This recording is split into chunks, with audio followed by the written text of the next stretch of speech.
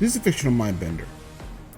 Violence can become surprisingly addictive if you're not careful, and few other franchises actually prove this point more than the John Wick franchise. The last appearance of the soft-spoken, animal-loving, and hyper-violent assassin ended in John Wick 4, and not long after that we began hearing rumors of a spin-off, this time starring a ballerina/assassin character from the same high table that John used to serve before he went to war with them. Now, this movie is titled From the World of John Wick, Ballerina, and is due out June 6th of this year. But from what I've seen, it's already grabbing some skeptical looks from fans of the franchise, despite the acting talent and beauty of actor Ana de Armas. Many claiming that rather than continuing to honor the world that John Wick had built, instead was a cash grab by making the protagonist of this film a woman.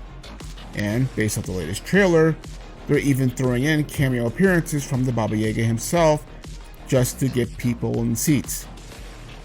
And now there's starting to become a split, another one in another franchise it seems, growing over whether Ballerina can not only follow in the footsteps of its predecessors, but also forge its own truly unique path, one that isn't a carbon copy of John Wick, and also not just another girl boss assassin movie, the latter having a history of oftentimes not doing so well in box offices because so many of them seem too unbelievable, though some in my opinion were also kind of good. A 120-something pound trained woman holding her own and beating a 200-something pound man is a bridge too far for some, and that's what I want to address right now.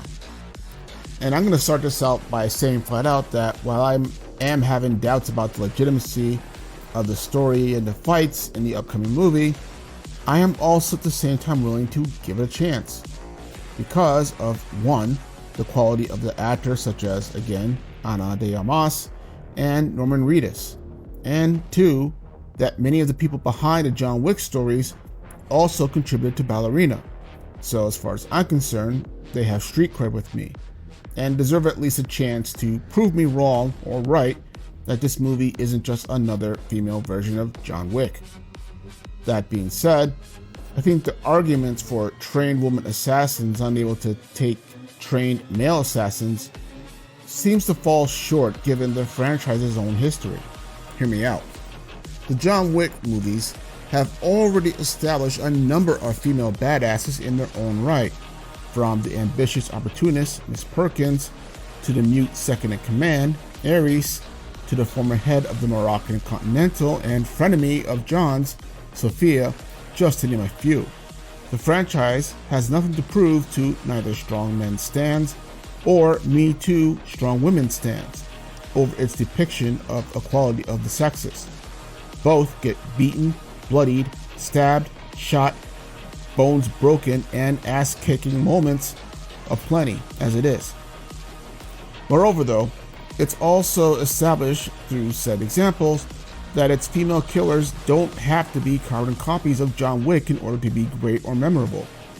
Each actor brought their own character and style of brutality to those roles that made them stand out.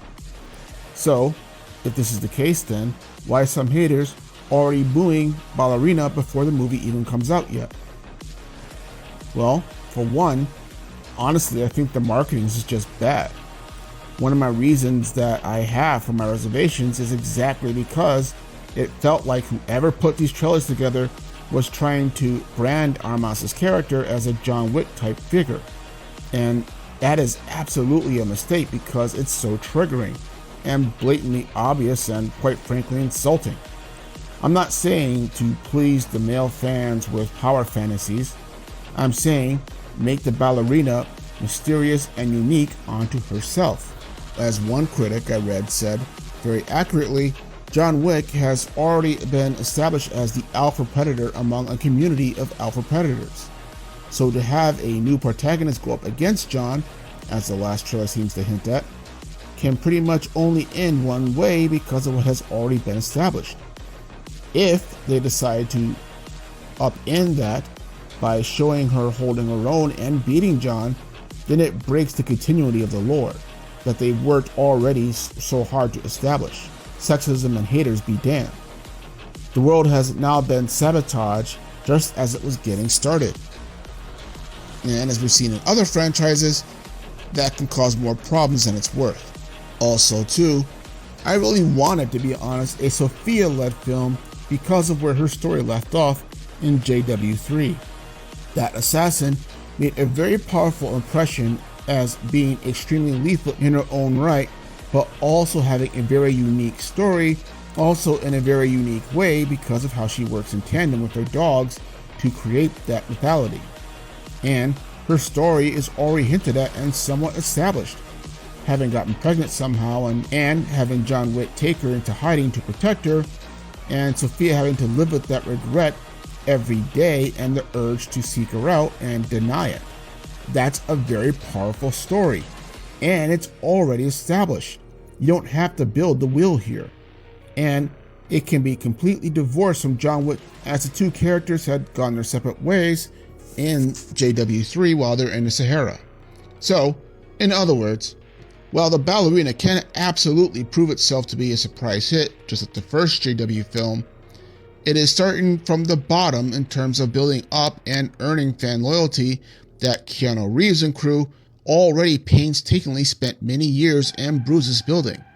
And just because you throw him into the movie doesn't give you a free pass to get that respect. You have to earn that shit. But let me know your own thoughts below. This is the Fictional Mindbender, and you guys have a good day.